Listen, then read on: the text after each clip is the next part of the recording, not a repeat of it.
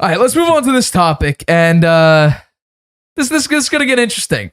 The New England Patriots and Las Vegas Raiders were all tied up at 24 apiece when Mac Jones handed the ball off to Ramondre Stevenson, who looked like at the very beginning he was gone for the game-winning touchdown. But the Raiders caught up to him, and so he decided to flip the ball to Jacoby Myers, who turns back, runs backwards, sees Mac Jones, and throws it to Mac Jones, except former Patriot, this is fitting, Chandler Jones was able to intercept that backwards pass. It was a fumble recovery, technically. Technically, it was. And stiff-armed Mac Jones into smithereens, went for the fumble recovery 48-yard touchdown, and this was the announcer for the Raiders on that call. There we go. Jones hands it off on a draw to Ramondre Stevenson, breaks out of a tackle at the 50, has the 45, breaks away from another tackle, pitches it backwards, and now Jacoby Myers spinning around, he throws it to Chandler Jones in midfield, and a stiff arm! Chandler Jones racing towards the end zone! How fitting is that? It's unbelievable. I couldn't believe that. Oh my goodness! Chandler Jones, former Patriot. Patriots gave up on him after a off-the-field incident. I just saw. This is unbelievable. They were smoking synthetic marijuana. Wow. Yeah. On the first night of Hanukkah, it's a miracle in Las Vegas! And we'll get to the Jimmy Johnson clip right now. This is Jimmy Johnson talking about Bill Belichick's situation, the situation with the Patriots. I think what Bill Belichick's doing right now, he's trying to make the best out of what he has, not only with his coaching staff, but also with his players, with the roster that he's got. They're not a super talented team. No. And some of their talent is young. And so I think he's trying to make the best of what he's got. I mean, isn't that true of any coach? that is. And while he's trying to make do with what he has, he's responsible for what the team has. He took Robert Kraft's $150 million a couple off seasons ago, spent a bunch of money. They right now have the most expensive receiving core in the National Football League. They're spending over $90 million on receivers, and none of them are even B-plus receivers. The closest one at the time of signing was Nelson Aguilar, and I thought Nelson Aguilar should have been traded because I think Kendrick Bourne is actually a more reliable receiver than Nelson Aguilar. He had a couple crucial drops this season. I think he's very poor. But while Jimmy Johnson's right, Bill Belichick has to deal with what he has. Yeah. He's responsible for the team around him. Yeah, I think they really only have one player on offense, Ramondre Stevenson. He's Right. really the only player they've got on offense. So we'll break down to the game right now. How can you explain this loss with the Patriots? Well, I think it goes back to something Bill Belichick always says. You know, the game is 60 minutes. You have to play every second of it, and you have to play it as well as you can, all 60 minutes. And the Patriots, unfortunately, didn't do that. They had the Raiders backed up in their own end there with 4th down and 10, and they got a first down. And then the Raiders made some completions. There was only, 30 seconds left. They saw this long pass into the end zone. Hollins catches it, but his foot was out of bounds. I'm sorry. His foot was out of bounds. They showed it clearly. They zoomed in on his foot, and half of his foot was on the white line. So it should have been called an incomplete pass. For some reason, it was called a touchdown, and I still don't understand that. So that was unfortunate for the Patriots. So that tied the game. There's only, I think it's around 30 seconds left. Patriots, they're not moving the ball. They hand it off to Stevenson, and he makes a great run there. And he shouldn't have lateraled it. That was a mistake. He shouldn't have tried. They were going to go to overtime. The game was tied. They should have. I think the coaches should have said. Maybe they did. Maybe the coaches said, if there's no play there, just fall on it, and we'll see what we can do in overtime. And I think they would have done well in overtime. The offense was doing better at the end of the game. But I would say that their offense has got lots of problems. I think their defense is good, maybe not great. It's like last year. It kind of seems to be fading a little bit near the end of the season, whether they get tired or not. You don't hear Judon's name as much. That they aren't getting quite as many sacks. Oh, the defense is better than it was last year for sure. I mean, the stats are a lot better, and they don't give up that many points in a game. So, but the offense is just very poor, and I agree with you that the coaching on the offensive side is very poor. I think that Mac Jones, I question whether he's the quarterback of the future for the Patriots. I really do. I mean, he gets all emotional out there. He's yelling at the coaches on during the game. That's wrong. You can't do that. The coaches are the ones that are leading the team. You're a player. You're an employee. You shouldn't be talking back to the coaches in public like that. That's wrong. And he's done it. He does it regularly now. And he gets all emotionally upset, and he can't perform. He throws these laser beam passes that are on the rise that nobody could catch. And you look at his stats, they were horrible, right? 13 of 31, 112 yards. The reason they stayed in that game was the running game. Ramondre Stevenson was the reason they stayed in that game. And I think they should seriously think about setting him down and let Zappe play.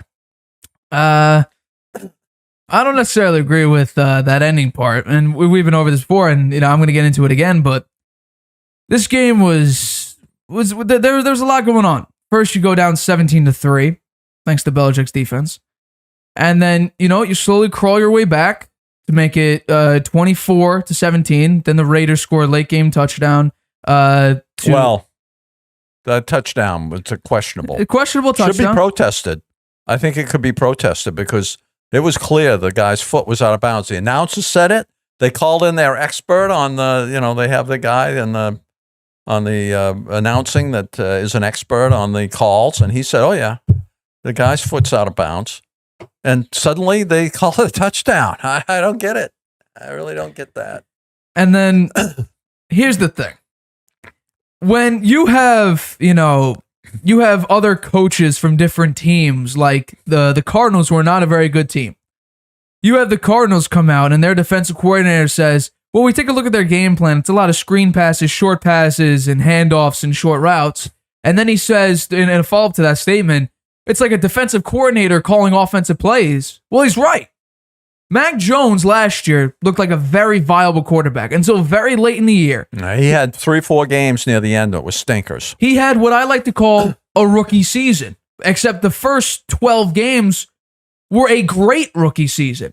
And then he moved back into, mortality, and he became an actual rookie. He made rookie mistakes. The defense could not keep up with the rest of the teams that they were playing.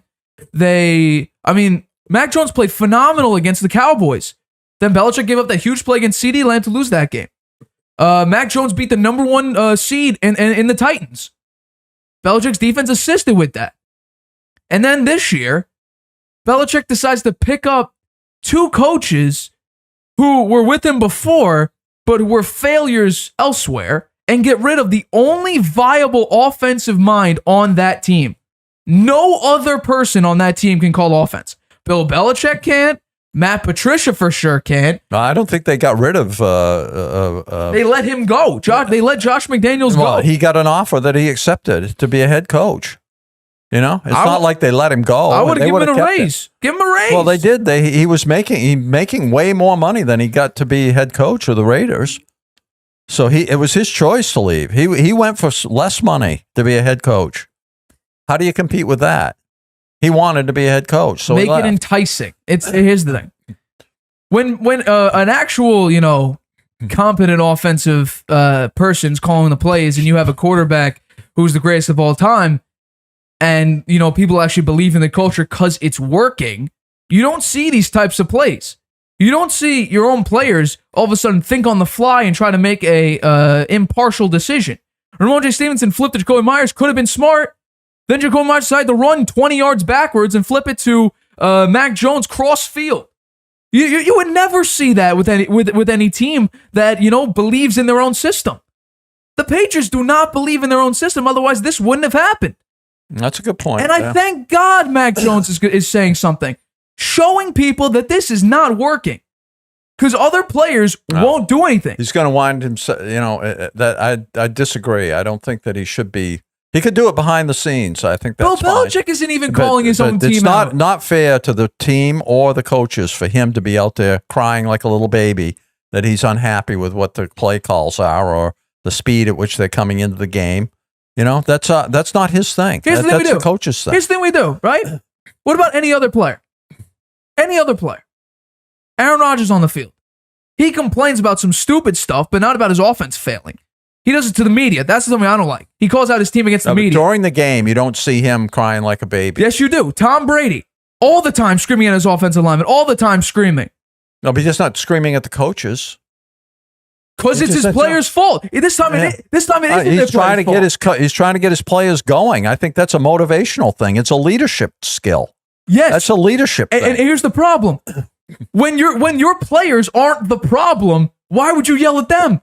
When it comes to Tom Brady and maybe sometimes even Aaron Rodgers and the Packers, it's the player's fault. Brady yells his offensive line because he got pressured 30 times, 30% in the Bengals game.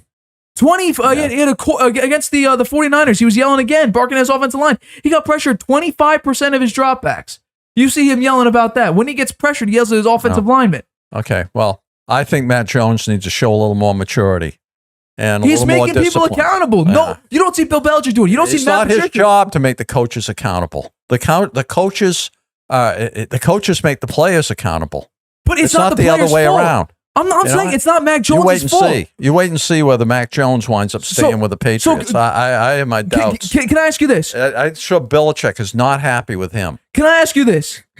Why the drastic regression from the first year to the last year? Because guess what? The offensive talent is the same, if not better, because they're another year they're another year with each other. Yeah. Wow. What's the major difference? Is it Mac Jones all of a sudden becoming terrible? Or is it another influence that drastically changed how Mac Jones does the offense? Which way is it? Well, maybe it's a little of both, but I do think he's regressed. Yeah, but why? I'm asking you why, though, because if you're saying that Mac Jones is the same quarterback he was last year, and the only change is that his offensive play call is different, then that's not on Mac Jones. That's on the play calling.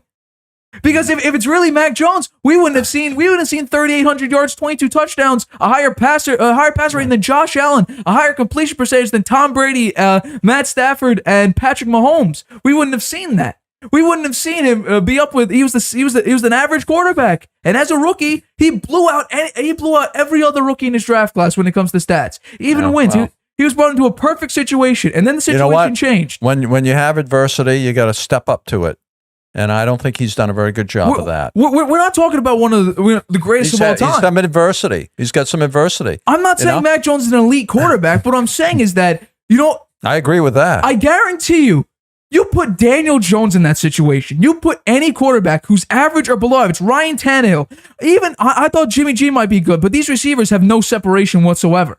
You put any average to below average quarterback in the Patriots situation with Matt Patricia and Joe Judge as your direct quarterback coach and as your offensive play caller. See how well they do.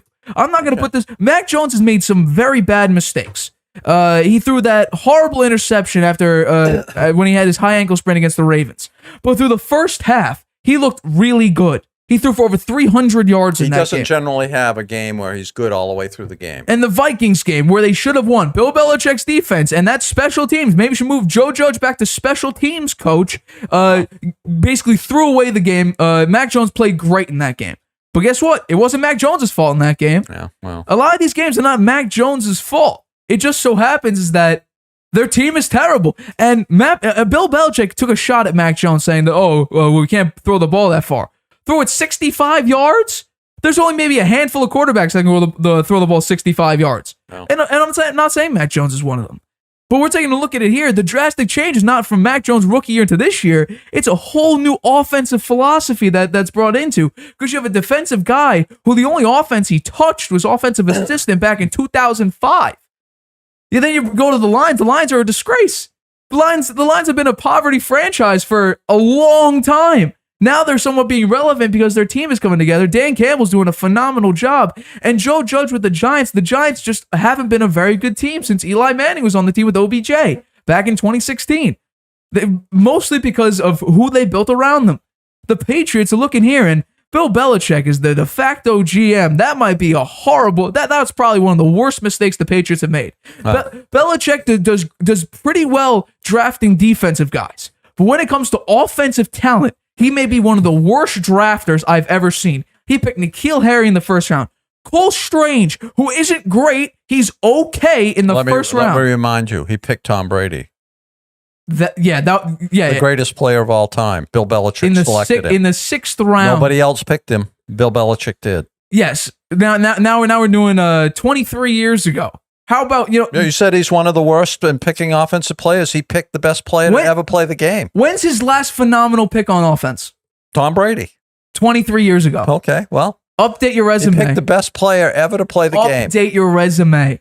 If we're going back 23 years ago. There have been some other good players he drafted, too. He drafted some good offensive linemen, right? Shaq Mason's a good offensive lineman. He's not even on the team anymore. But he did draft him. He's not doing that well in the Shaq books. Mason. He's not doing that well in the books. He played well for the Patriots when he was with the Patriots. Shaq Mason. They had a phenomenal offensive line. So did Marcus Cannon. It's not bad. Marcus Cannon is not that good. Yeah, and get out. Joe Thuney, who left. They let him go. They left him free agency because he got a lot more money than they were willing to pay. He was a good draft pick. Belichick seems to spend a lot of money in free agency, but he won't do his own How about talent. Gronk? They drafted Gronk. Would you say he was a good pick? Yeah, he was a great pick. He just couldn't stay healthy. Yeah. No, but he stayed healthy enough to have a record number of TD passes from Brady. Outside having some of the greatest players of all time, Tom Brady. Gronk was a pretty good pick. What I'm saying is, outside of this, when you actually need to build a team, so you don't have Tom Brady for several years, you don't have Randy Moss for 3 years, you don't have Gronk for 6, 7, 8 years, you don't have Aaron Hernandez, who's a really, really good tight end for 3-4 years. When you don't have somewhat consistency, when you actually need to build a team, how good is Belichick? When Brady left, Josh McDaniels did a very good job flipping from an offense that uses basically no mobility in the quarterback spot to a lot of mobility. Cam Newton had one of the most rushing touchdowns last year. in the league. They made the playoffs with a rookie quarterback and got blown out by the team. They made the playoffs, so they won 10 games. Right? I'd rather miss the playoffs than not allow a punt in 2 consecutive games against that team. Yeah. And that actually went 10 straight quarters without the Bills punting, because this season it took them 3 quarters to punt. In the third quarter, they punted for the first time. Yeah. It was embarrassing. Well, so and this, I'm not saying. Who are they playing this week? The Bengals. They're playing the Bengals, yeah, they're playing the Bengals. They're going to get blown out. I would say if Mac Jones is lousy in the first half, bench him. For Bailey Zappe? Yeah, why not? Give him a try. Nope. He played pretty well in the 2 games he won.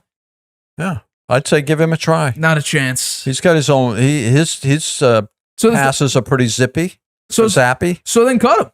So then trade Mac Jones next season. I don't know. Start all over again. Yeah, maybe they will. I don't know. We'll see. I'm telling you right now. These coaches need to. I'm sure. I don't know. We live in New York, so I would love to know what the Boston sports announcers were saying about that game this week, huh? How the fans feel about their quarterback up there. I'd love to know more about that. I'd say the people on the field making the plays get blamed the most. For instance, when a team and wins, rightfully so, they're the ones making the decisions out there, right? When the ball is snapped, they don't the call quarterback the plays. makes the decision. They don't call the plays. No, but once the play is called, they drop back, and a lot of different things can happen. But right, the play can break down, and they can go to another, or they change the play at the line of scrimmage. Right, there's lots of things. The players make the decisions out on the field after the play is called. And a lot of the great quarterbacks have great offensive talent around them and have a great offensive mind in their ear, saying, let's go with this play. Except Bill Belichick, he sort of hinted before, the only time he actually decided to, take accountability was when he said that, we're probably not getting the play called in time. Yeah, well, that's Matt Patricia figuring out what play, because he doesn't know. He's staring at his play sheet like, let's see, they're maybe going 2-2-1 coverage. Let's see, where's my... Okay, let's go. Okay, Mac Jones, let's do Y Bravo XZ2. And then it's 15 seconds left. The headset cuts off, and Mac Jones has to call it out. Maybe half the play's cut off. He's got to call timeout. I'm not saying that the coaching is perfect there, and I think that it's poor. It's definitely a step down from what it was last year, that's for sure. But I don't think that the way Mac Jones reacted to it is appropriate. The players doesn't show leadership. He's supposed to be a leader out there. The quarterback is an important leader for the team, and he's not. I don't think he's setting a very good example. So if Mac Jones won't keep the off, or if Mac Jones is having a tough time being the leader on the team, who is the leader? Who's the veteran there? Because on defense, it's Devin McCourty. On the offense, I don't think they have one. On the offense, without Tom Brady, it was Julian Edelman. Without Julian Edelman, Tom Brady, Devin McCourty's on defense. Matt Slater's is just a team guy. He's never out there on offense. He has one catch in his career as a wide receiver. Who's the leader on offense? If it's not Mac Jones, I guess it's Stevenson. Who's holding? So it's a second year running back. Well, he's the best player they've got on the offense by far. If a player can't be the leader, it's up to the coach. And you don't see Matt Patricia coming up to the microphone holding himself and the offense accountable. It's all Mac Jones on the field because no one else is doing it. And we're taking a look here. The offense is so bad, and part of it is on Mac Jones. But the majority of it is who's giving him the plays, who's designing the plays. And I'm going to give even some of it on to Bill Belichick because of the talent he decides to put around Mac Jones. If you have a B receiver at best, and he's known for dropping a lot of passes, and you don't play some of your best receivers, you have Tyquan Thornton out there instead of Kendrick Bourne, who I think is one of their best receivers that they have on the team. What can you do? Kendrick Bourne, his snap count is decreased drastically. He had a beautiful 40-yard catch against the Dolphins. There's only catch in the game. He only had one catch, and that was that 40-yard pass. Yeah, well, formations and offense building is a serious problem. Yeah, well, Patriots certainly have their problems, that's for sure. We're not used to it. We've been spoiled over the years by how good they were, and now it's tough to take when they're not that good. That's very hard to take. That's what I would say. I think I picked the Patriots going either 9-8 or 8-9 this season. If Matt Patricia and Joe Judge are both calling offense or having a touch in the offense instead of being their actual spots, and by the way, Bill Belichick has two of his sons on his team. Give me a break here. You have old players on his team, not actually great. Gerard Mayo's okay. Steve Belichick, while his facial expressions make him seem like a kook, he's okay. But other than that, there's not. I mean, I think their defense is pretty good. I really do. I think the defense is good. Their defense, Josh Uche, Matt Judon. They've had some injuries on the defense, too. They lost Barmore. They had all of their players all year long. They could have been even better, but they've have a decent defense. Yeah, I'll give you that.